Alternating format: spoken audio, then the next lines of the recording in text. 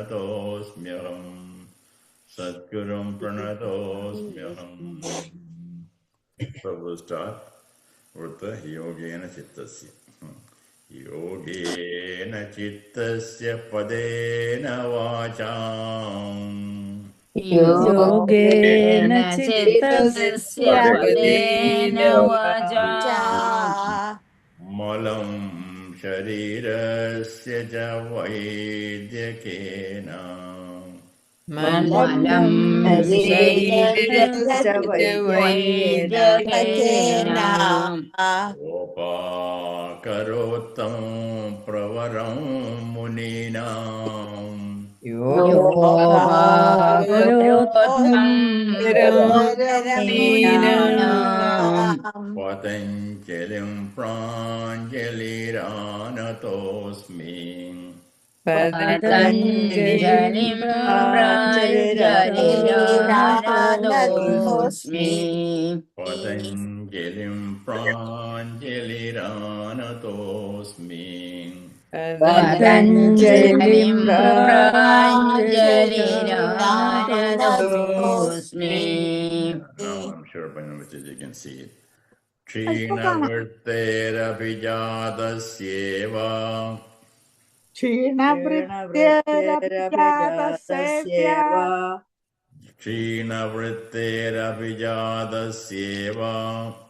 Kshinavrityarapijataseva Mane Grihidu Grihana Grahishu Manirgrihita Grahanagraheshu Tastatat Anjanada Samapattihi Tastada Anjana Samapattihi Tastatad Anjanada Samapattihi. Tastada Anjana Samapattihi. Let's break that also into two. Tada, sta, tada, tas, tas, tat, tas, tat, Tastadat Anjanata Anjanada Samapattihi. Samapattihi. Okay, so we'll move on. Tatra, and Jashi can repeat, I will repeat it separately. Tatra Shabdartha Jnana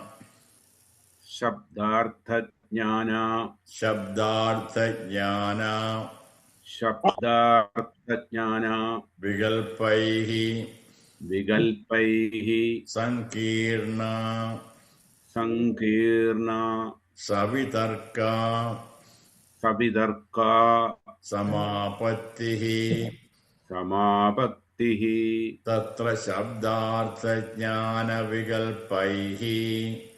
Tatra Shabdartha Jnana Vigalpaihi Very good. Sankirna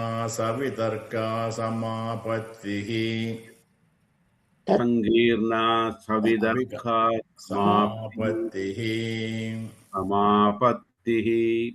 Smriti Parishuddhau. Next person. Smriti Parishuddhau. Swarupa Shunye. Vartamatra Narbhasa.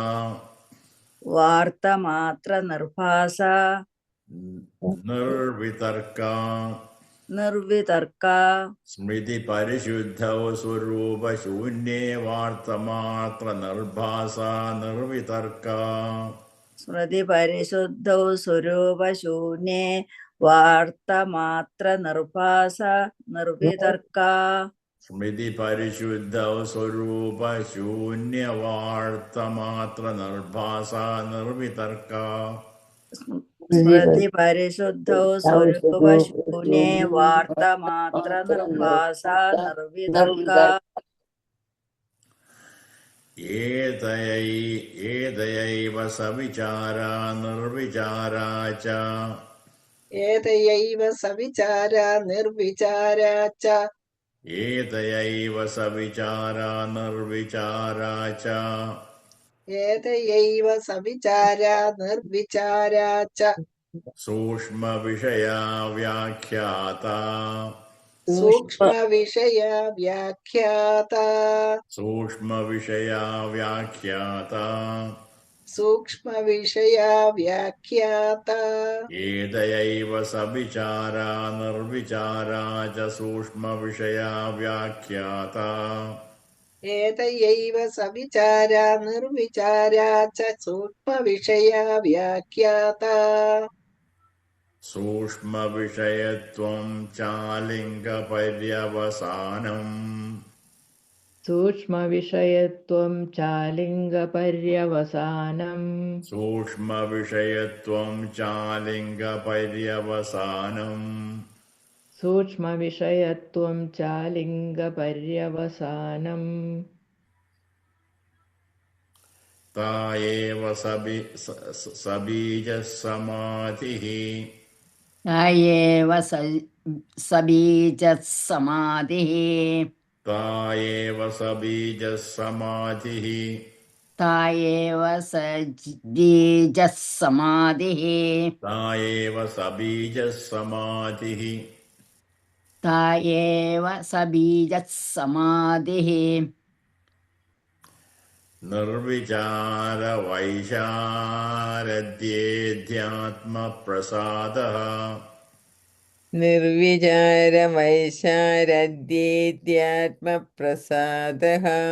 निर्विचारवैशारद्येध्यात्मप्रसादः निर्विचारवैशारद्येध्यात्मप्रसादः निर्विचारवैशारद्येध्यात्मप्रसादः निर्विचारवैशारद्येध्यात्मप्रसादः निर्विचारवैशारद्येध्यात्मप्रसादः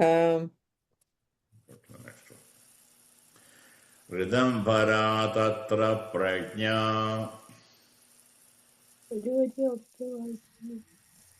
ऋतम्भरा तत्र प्रज्ञा. Who's doing it? രമണിയില്ലേ?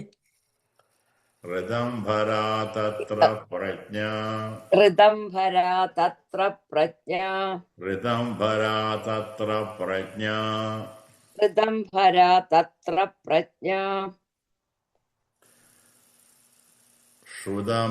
श्रुतानुमान. Who's doing this? Who's doing this? Shrutanumana. ശ്രുതാനുമാന Shrutanumana. ശ്രുതാനുമാന Prajnabhyamanya Vishaya. പ്രജ്ഞാഭ്യാമന്യ വിഷയാ Vishesharthatvada.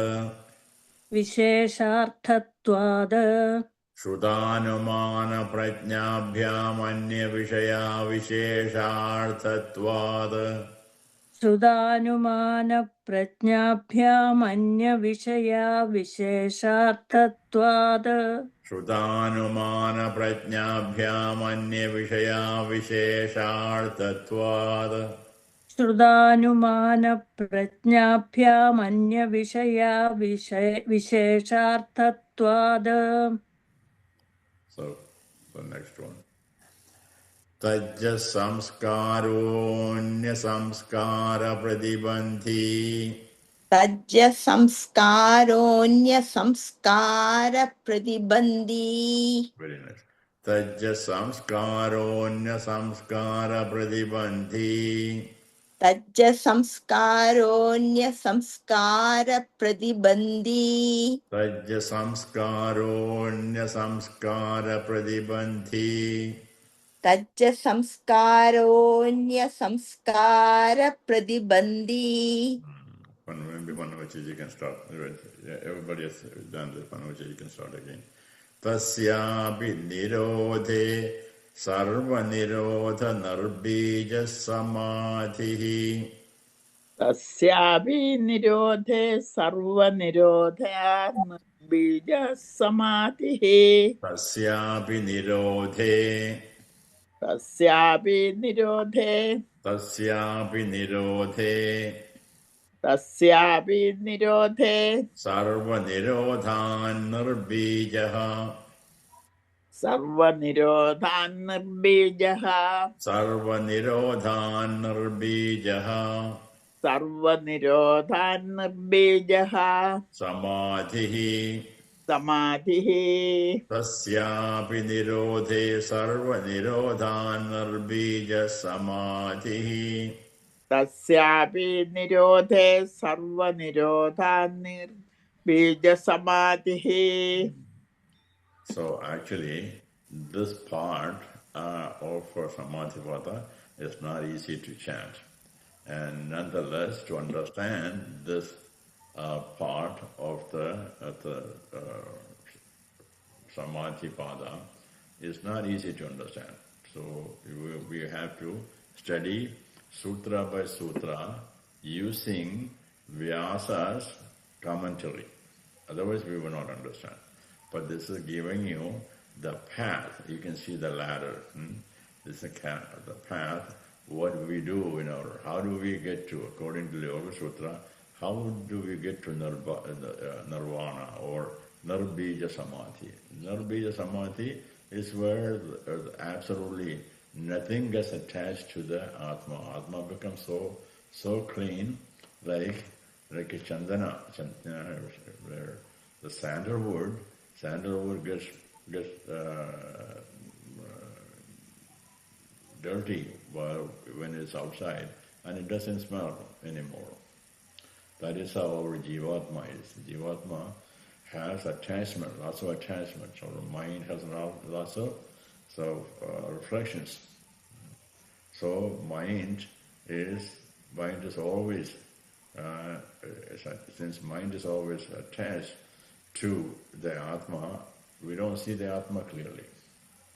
So Patanjali gives you a way, not that we just do the Kayiga Abhyasa in the morning, and that's not the only intention of Patanjali Yoga Sutra. It just Yogaha Chittavritti Nirodha.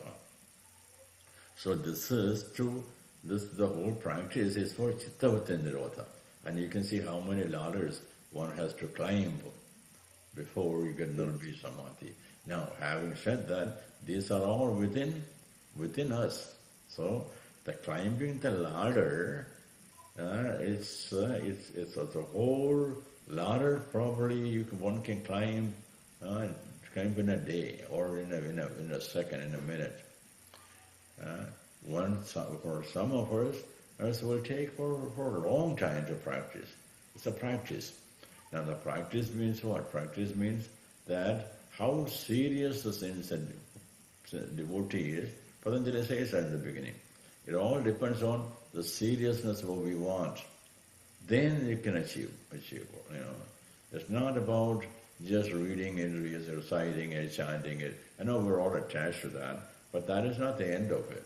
That is only a beginning, first step, first sopana. To move forward, we have to work within, not externally. External running around everywhere is not going to help us. Friends, that is a very, very important thing to understand. We will not get, or you watch, after running around everywhere, when you come back, then you see what did you really attained in this path. This is the path that Patanjali gave us. But Advaita don't have all this path either. Advaita start with the Chitta Shuddhi. So we are studying Advaita at the same time with the Yoga Sutra too. Combined, our journey become very easy journey. The journey is not as you think it is hard. But we have to have desire. Desire not to be strong. Unless the desire is strong, it will not happen. So we'll study this again sometime, sutra by sutra, what it means, and then when we will redo our reciting after we study. This is before we study.